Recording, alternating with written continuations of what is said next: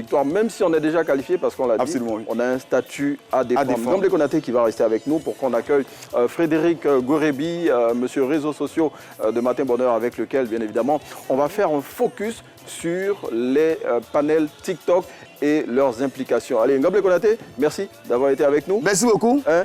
Lui, c'est un gourou. C'est un gourou. Gamble Konaté avec ses histoires d'alliance entre Gourou et Senofo. Ça va, frère? Ça va très bien. Super. Et avec vous aujourd'hui, donc, on parle des panels sur les réseaux sociaux. Mais, de quoi il s'agit exactement? Oui, avant d'entrer dans le vif du sujet, je voulais saluer mes parents qui sont aujourd'hui vos fidèles téléspectateurs. Les gourous. Je m'en voudrais de ne pas les saluer.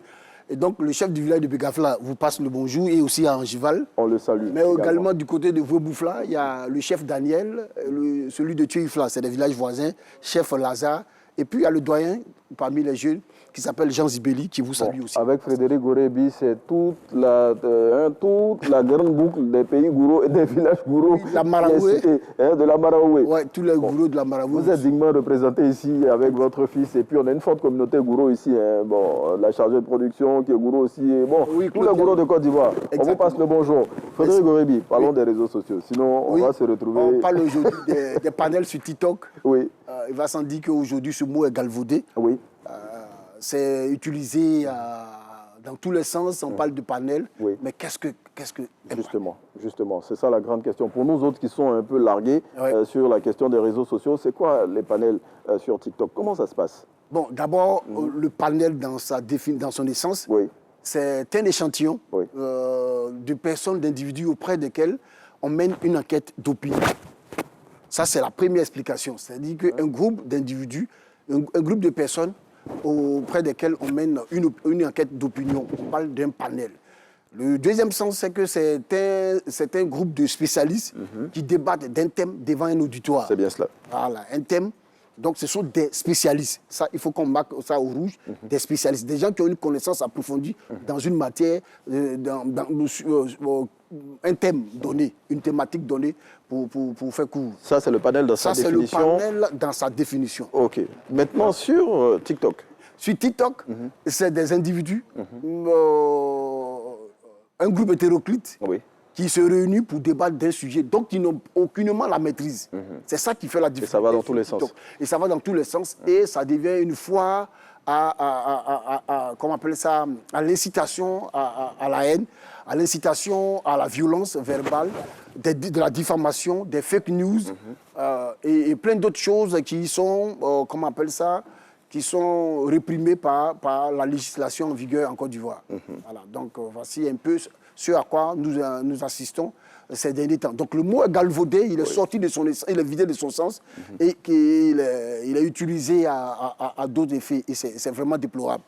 Et justement, vous parlez de personnes hétéroclites qui se retrouvent là, qui ne maîtrisent pas des sujets et souvent c'est la foire aux injures dans certains cas. Vraiment des insanités, des injures qu'on ne peut pas prononcer en public. Et c'est vraiment dommage parce que TikTok, qui est un réseau social venu de la Grande Chine. Ça a été créé en 2012 et lancé en septembre 2016. C'est une plateforme qui héberge des vidéos. Et comme le mode de consommation des médias a beaucoup changé de nos jours, c'est la vidéo qui marche. Et donc, aujourd'hui, TikTok revendique plus de 500 millions d'utilisateurs à travers le monde entier. Et les meilleurs utilisateurs sont aux États-Unis et en Europe. L'Afrique commence à monter. Mais il y a d'autres pays comme le Kenya qui ont vu la direction que prenait TikTok, d'utilisation de TikTok par les Kenyans. Le gouvernement kenyan a décidé d'encadrer tout ça. D'encadrer, mais de verrouiller TikTok, qui n'est plus accessible dans ce pays. Il y a plusieurs autres pays dans ce sens-là. Parce qu'aujourd'hui, la vidéo marche, mais les gens l'utilisent très mal. Et donc, pour revenir à notre thème, c'est que le panel est galvaudé, comme je l'ai dit tantôt, mais c'est une fois en fake news. Souvenez-vous de l'épisode de la dame, de l'épouse de Tiotéchek. Oui, cet épisode qui a secoué la toile en Côte d'Ivoire. Entendu dans les panels, des images créées, sorties tout droit de leur... Il y avait un peu de tout et n'importe quoi. De leur imagination très fertile. Et donc, beaucoup de choses ont été dites, mais au final, rien de tout ce qui a été dit n'a été vérifié. Mais justement, Frédéric, pour toutes les personnes qui justement organisent ces panels, je veux dire, en Côte d'Ivoire, tout ça c'est encadré. Il y a un cadre juridique. Oui. À quoi elles s'exposent? Oui, il y a un cadre juridique. Je dis toujours que la vie réelle et la vie sur les réseaux sociaux sont intimement liées. L'écart est très mince parce que vous êtes derrière un smartphone, derrière l'écran d'un smartphone ou bien d'un ordinateur de bureau ou d'un ordinateur portable, que vous êtes à l'abri de tout danger. Non, on peut aller vous prendre et vous mettre. Donc l'article 367 du nouveau code pénal dit que toute personne qui incite au moyen, via les réseaux sociaux, d'autres personnes à avoir de la haine contre un groupe, c'est-à-dire par rapport à l'orientation sexuelle, à l'ethnie, à la religion, tout, cette personne est passible d'une peine allant de 1 à 5 ans d'emprisonnement. C'est un article que Frédéric Gorebi maîtrise très bien. Oui, article 367, voilà, article 367 du nouveau code pénal. Il faut aller regarder cette Ce que je dis, vous pouvez fatiguer, vous pouvez vérifier si ce que je dis est vrai ou faux. Mais je pense que l'appel, c'est ce que nous saluons au passage, faire règlement des publications en citant cet article-là. Dans l'article 367, je disais, du nouveau code pénal dit chose qu'on appelle ça emprisonné d'un an voire 5 ans d'emprisonnement, toute personne qui incite au moyen des réseaux sociaux d'autres personnes à avoir de la haine contre un groupe par rapport à leur orientation sexuelle, leur appartenance religieuse ou ethnique. Et voilà. Et justement. Et donc 1 à 5 ans, mais ça peut aller aussi à 20 ans si les faits sont graves. Et puis, il y a 500 000 à 5 millions d'amendes. Et puis, cette amende peut aller jusqu'à 20 millions. En fonction de la gravité des faits. En fonction de la gravité des faits. Et donc, justement, Frédéric Gorebi, parce qu'on n'est pas là seulement pour dénoncer, on est là pour sensibiliser aussi. Qu'est-ce qu'il faudrait faire, justement, dans ces panels TikTok pour éviter de s'exposer à la rigueur de la loi? D'abord, parler des thèmes qu'on maîtrise. Justement, d'un premier temps. Posséder une connexion Internet ne fait pas de vous un érudit, que les gens le sachent.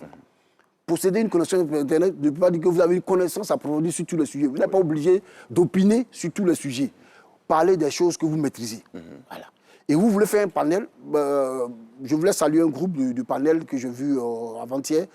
Quand ils faisaient le panel sur la fraude sur la nationalité, ils ont invité l'honorable Assali Tumoko, qui est venu exposer.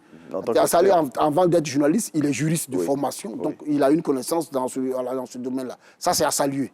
Mais il ne faudrait pas que des gens se réunissent et de parler des thèmes qu'ils ne maîtrisent pas.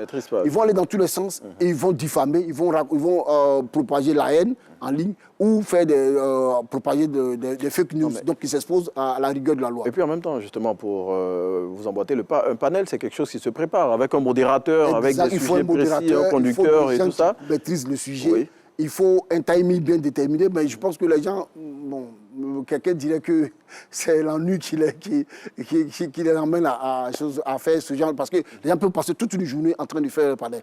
Mais ce que les gens l'oublient, c'est que derrière, les pages sont monétisées, les comptes de TikTok sont monétisés. Et donc, pour eux, c'est de rechercher des vues. Plus vous durez dans le panel d'un individu, plus il se fait du sou. Donc, il y a l'agenda caché qui est engranger des sous dans ce sens. Donc, les gens doivent faire attention.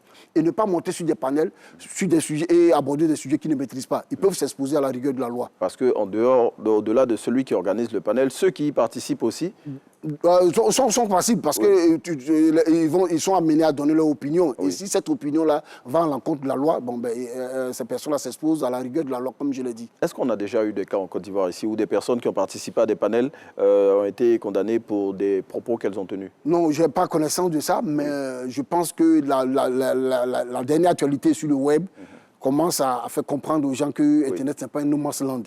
Internet est encadré par en parlant de dernière actualité, c'est l'affaire Apouchou, voilà. Qui a exhibé de forte somme d'argent. Et on leur a demandé, le pôle pénal financier de l'État de Côte d'Ivoire a demandé à ce qu'il prouve la provenance de ces sous. Il a cité un individu qui faisait les paris en ligne, qui a été aussi incapable de montrer, de dire là où il a trouvé tout cet argent-là. Et bien bon, la loi va s'appliquer. Et comme quoi, tout n'est pas permis sur les réseaux sociaux? Non, tout est utile, mais tout est permis, mais tout n'est pas utile. Voilà. Mais tout, je veux revenir... Tout n'est pas permis. Tout n'est pas permis. Je veux dire que la Bible, ceux qui sont croyants comme moi disent que tout est permis. Oui, mais tout est possible, mais tout n'est pas permis. Mais sur Internet, tout n'est pas permis. On ne publie pas tout, on ne parle pas de tout, parce que la loi le nouveau code pénal, la loi pénale peut s'appliquer, même si vous utilisez des choses comme ça, les réseaux sociaux.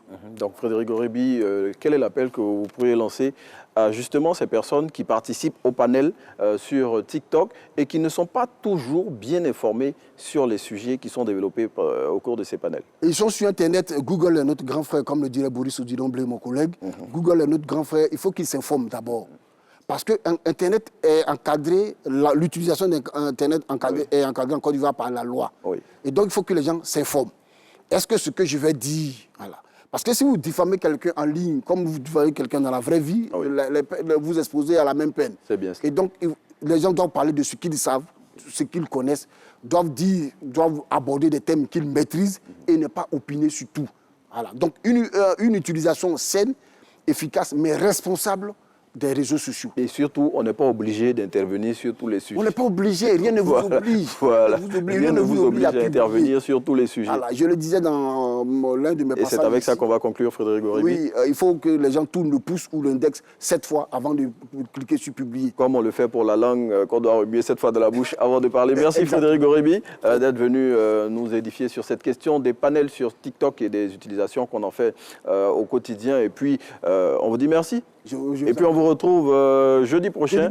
Voilà, pour avec un autre village de Gouro. Oui, bien évidemment. Je suis en train de la Maraoué, parce qu'il y a la Maraoué et puis il y a le village. Frédéric Gorebi, on a compris, on est sorti de la Maraoué et ce sera avec Thierry Angeval à qui on passe le bonjour et que vous allez retrouver dans votre émission, rassurez-vous, on ne fait que le remplacer pour aujourd'hui. Allez, on passe par une transition, c'est l'agenda et juste derrière, on se retrouve pour continuer à dérouler les pages de cette émission.